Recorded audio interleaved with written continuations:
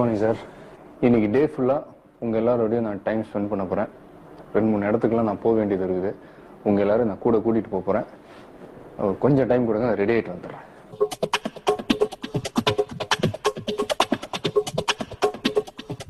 வாழ்வாங்க sir.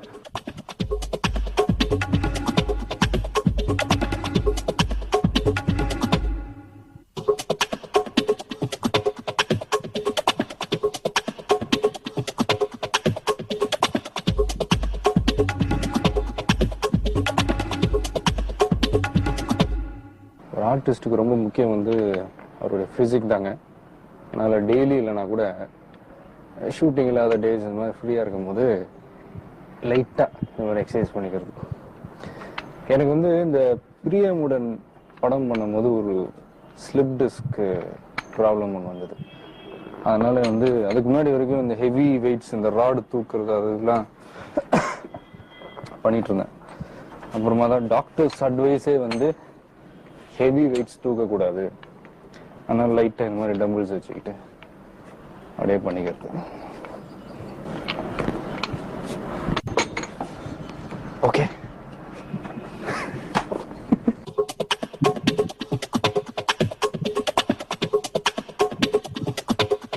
Siva, paper கூட. இவர் தான் என்னுடைய நண்பர் சிவா. இந்த வீடு வந்து கிளீனாக இருக்குதுன்னா அது இவர் தான் காரணம். Very hard worker. டிஃபன் எல்லாருக்குமே பேப்பர் காலையில் படிக்கிறது வந்து ஒரு முக்கியமான ஒரு ஆக்டிவிட்டி. எனக்கும் வந்து காலையில் எழுந்திரிச்சோடனே பேப்பர் பார்த்துடணும், இல்லைன்னா நமக்கு வந்து ஒன்றும் ஓடாது. எனக்கு சம்டைம்ஸ் நைட் ஷூட்டிங்லாம் நடக்கும்போது நைட்டு 3 மணி 4 மணிலாம் வந்து படுப்பேன். நான் வந்து ஒரு 6-6:30 மணிக்கு அலார்ம் வச்சு எந்திரிச்சு பேப்பரை பார்த்துட்டு மறுபடியும் தூங்கிட்டேன். அது வந்து ஒரு தனி சுவாரஸ்யம். அது என்னப்பா டிஃபன் ரெடியா? என்னுடைய வைஃப் சங்கீதா, உங்க எல்லாருக்கும் தெரியும்னு நினைக்கிறேன்.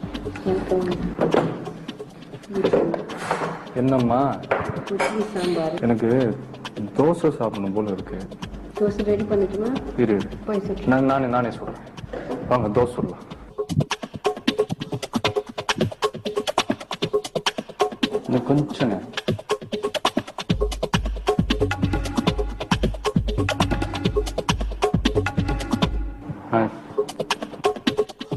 தோசை 3 நேரம் நல்லா விரும்பி சாப்பிடுவாங்க.